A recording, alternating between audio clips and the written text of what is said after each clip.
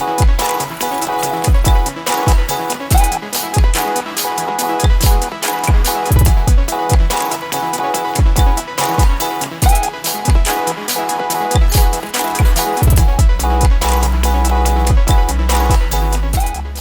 another edition of Healing Conversations, the Table Podcast with me, Ntabise Ngwebe. Thank you so much for tuning in. I really appreciate the support that you show into this podcast. I just want to encourage those of you who normally watch and skip. I know you're pressed for time, but do take the effort to subscribe to this YouTube channel and hit the like button as well. Please also send us your comments so that we can know if we are engaging in topics which are fruitful for your own mental health, healing, and development. We also want to hear from you. If there's any topic that you'd like us to cover, the email below is for that purpose. Also contact us by WhatsApp on this number. You know that we are at your service and we will address any topic that we believe can bring healing to our nation. Now, this evening, I'm speaking to you on rejection. Yes, rejection. You know, this is a topic that is very close to my heart. And it takes me, on a journey of my own. I chose this topic because it's something that is very familiar to me. It's something that I've personally experienced within the church and outside of the church. And I thought that, just maybe bringing it to the fore can give an honest conversation around topics that we shy away from discussing. And it can also just help our communities, in terms of how we deal better with those people who are going through difficulties. There's no person that is immune to trouble in their life. But at the same time, we don't necessarily know how to deal with people who are going through the most. For some of us, when we encounter people who are going through difficulties, be it a difficult marriage, be it a difficult, child, be it a difficult husband, be it a difficult occurrence of whatever nature. People, when they're going through that, they expect us to rally around them. And they expect us to, offer support and be, a beacon of light, of hope even, and even be someone that they can lean on so that they can get through their difficult circumstances. But for many of us, we shy away, or rather we reject. We move away from people that are going through difficulties, opting to rather come back to the relationship that we once had with them when things or circumstances have improved for their life. Now, the challenge with that becomes that we leave them to see for themselves during the hour when they need us the most. I've experienced occurrences where, and I'll give an example of a loss of a parent, a loss of a loved one, where people say, I'm here for you. You won't be alone. We will be here for you. And in many instances, I've had this in communities where we are burying parents. And then they will say to the children, no, we will be here for you. Hardly a week later, those children are just by themselves. There's no one there. There's no one to hold their hand. There's no one to comfort them. There's no one to take care of them. But promises were made. I think that as people, we've got to learn how to deal with people who are going through the most, as opposed to throwing them out and casting them out there. For most of us, that's the first reaction, that I can't deal with this. When people are going through the most, we label them banale drama, as there's too much going on. And then we say they've got too much baggage. I can't deal with that drama. We forget that this moment where they are in, they need all the assurance. They need all the comforting. They need all the love. They need as many people around them to remind them that they are not alone in the situation that they are facing. Imagine in your hour of need. Imagine at your most crucial, sensitive, heartbreaking moment, everyone steps away from you. It reminds me, and I would not have done justice to this topic if I don't speak about how the disciples of Jesus abandoned him. It was his most critical hour of need. He needed support around him. He needed people around him. Sure, they could not have taken him away from the cross. They could not have disposed with what was going to happen. They could not have shielded him, but they could have made it easier to bear. And that is the importance of our being around people who are going through the most. My personal story.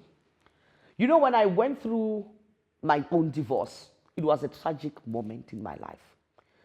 I had decided to walk away from a marriage that was not saving me. I had decided to leave a marriage that was abusive in many respects. I had lost my voice in that marriage. I was being subjected to a lot of things in that marriage. And when I stood and said, I choose life, no one came around me to ask me why. No one came around me to ask me what was happening. No one came around me to offer me support. It was so bad that I did not have any friends. Yet during the marriage, I had friends. It became so bad that people who are expected to support me chose sides. They chose sides in a relationship that they knew nothing about. For most of us, maybe this is the example that I would use.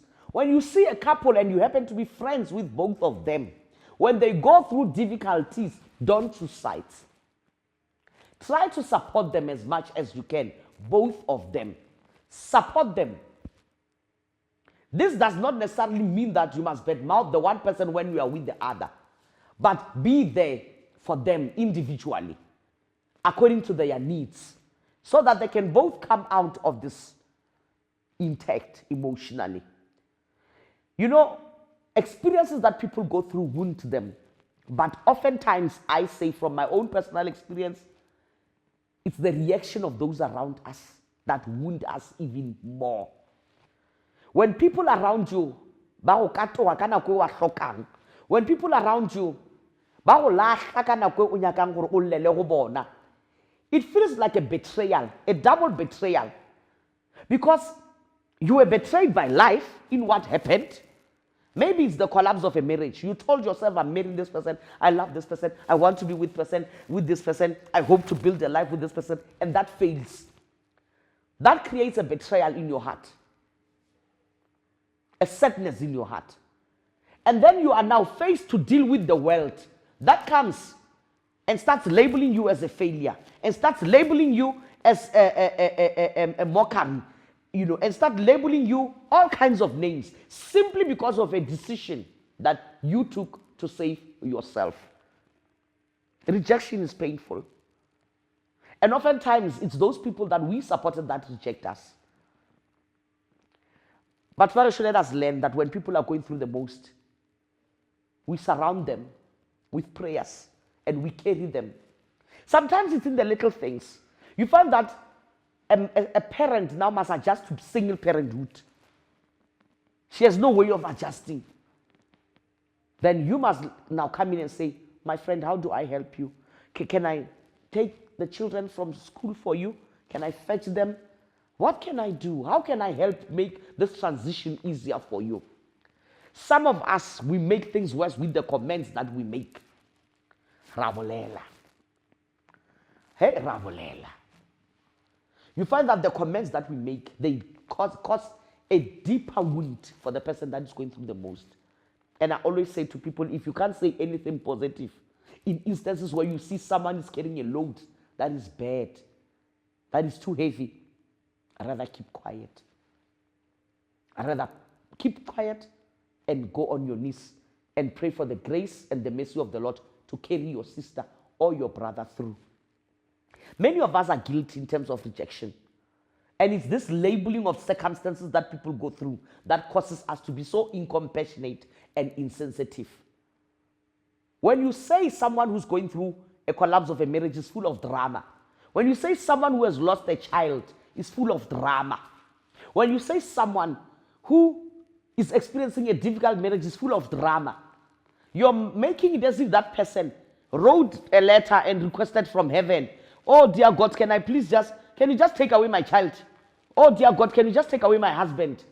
Oh dear God, can you just change my husband and make him start beating me now? I'm not happy. I just want a husband who beats me. Many people who are going through difficulties never asked for what they are in. It's life. It just happened. The least that we can do is show compassion. When we reject people, it shows our own sense of lack of humility, lack of kindness to other people. I experienced it. I know what I'm talking about. I was rejected by the church. I was rejected by those around me. My story, I wrote about it in my book, The Mending of a Broken Vessel. But just to give you context, after the collapse of my marriage, I remained single and then I got born again. And then when I was born again, I got called. I got married to a pastor who had been separated and had his own issues at the time. Both of us were rejected. Both of us were rejected because he was a divorcee, I was also a divorcee. The church shunned us. No one wanted to understand what was happening with us. No one wanted to know the circumstances around our lives.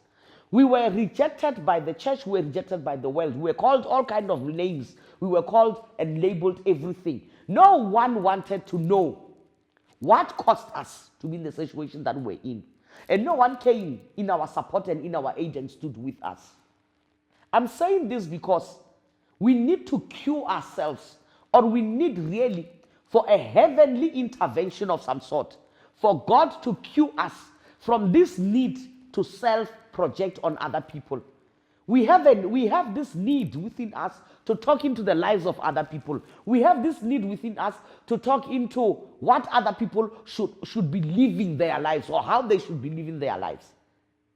And we have this need to form these groups that we now see ourselves as, deputy approvers of the lives of other people.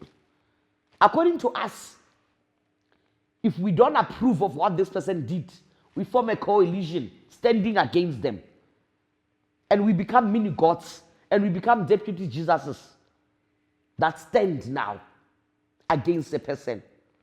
It becomes so sad when we see the very person who stand against experience the grace and mercy of God, because God is able to restore. When people are going through difficulties, God is not turning a wicked eye. He's not winking and just saying, I don't see that, I don't mind that, continue to suffer. No, he is God. He is at work all the time, using even that which was meant for the bad in order for the good of people. So when God's grace comes and uplifts those who are suffering, and we see them rebuilding, we stand amazed. And it becomes difficult now to go to the rejected, when the rejected have now become the anointed of God. When the rejected have now become the beloved of God. Because even in your difficult times, it doesn't mean God doesn't love you. Even in your difficult times, it doesn't mean God abandons you. It's the world that abandons you. Because the world cannot run or cannot deal with your situation. So they run away from you. If you are rejected by the world, these are my words to you today. I want you to remember what David went through. David was rejected by people. He was rejected by King Saul. He was the last consideration even from his own family. Let's start there. Even after killing and coming to the rescue of killing Goliath and coming to the rescue of Saul and the Israelites, instead of Saul appreciating him, he developed jealousy and rejected him. If you are rejected by God, take your cue and lesson from David. Use your moment of rejection, not to become a victim, but to draw strength from God. The Bible says to us that David went and clung to the Lord. In the case of Adullam, he used what could have been a moment that changed the trajectory of his life to make it a moment of intimacy with God. He could have sat down and wept. He could have sat down and continued crying. He could have sat down and said, no one wants me. He could have sat down and lamented on how he had been loyal to Saul and how Saul has now betrayed him. But David turned to intimacy to God. He clung unto the Lord. This is why I believe he wrote the book of Psalms. This is why he wrote the Psalm, where he says in the book of Psalms, I look unto the hills, I look unto the mountain. Where does my help come from? My help cometh from the Lord.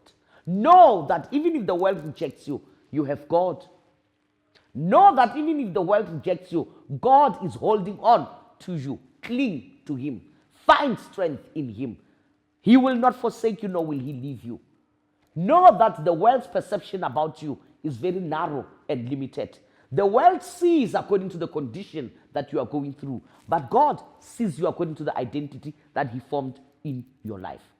Don't let the perceptions of people be a seal in stone where you are at. Don't allow yourself to be defined by a single moment in your life. Don't allow a single moment of hardship to seal the future that you have ahead of you. Tell yourself that I'm just down, I'm dusting myself. Even if the world rejects me, I know that God has not rejected me. Refuse to sit in the pain of the rejection. Refuse to remain stagnant in the pain of rejection. Keep moving forward. God walks with those who are on the move. When you sit and you cry, there is nothing that the Lord can do. But when you move, despite the rejection, God will come and show himself that even though the world disqualifies you, he qualifies the unqualified. I hope that this message has been encouraging to you today. I hope that this weight tells you that you are not the end. You are not what your circumstances say you are at. Regardless of what you are going through, there is a God at work. The world can turn its back against you. God has not turned his back against you. I know that rejection is very painful, but take it from me when I tell you, God remains at work. He's doing the most. The Bible says to us, he will use what was meant for your harm, for your good. May he do exactly that in your life. I hope you are encouraged, and I hope you see an outlook that only the Lord could have prepared for you. Let's meet again on Healing Conversations, the table podcast with me, Nthabise Mwepe. This is a particularly emotional episode for me because it speaks to the core of something that I've been through. May the Lord help you. And if you want to read my story, get yourself a copy of my book, The Mending of a Broken Vessel. You will get and learn more about my own journey on the subject of rejection. God bless you.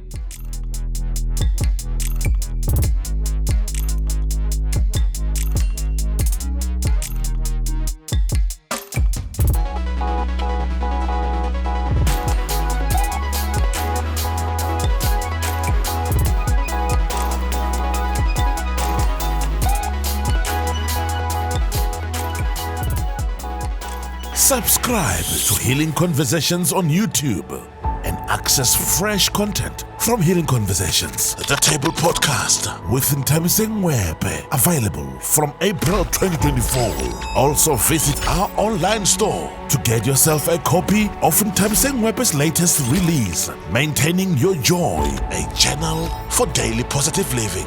The second edition, available now.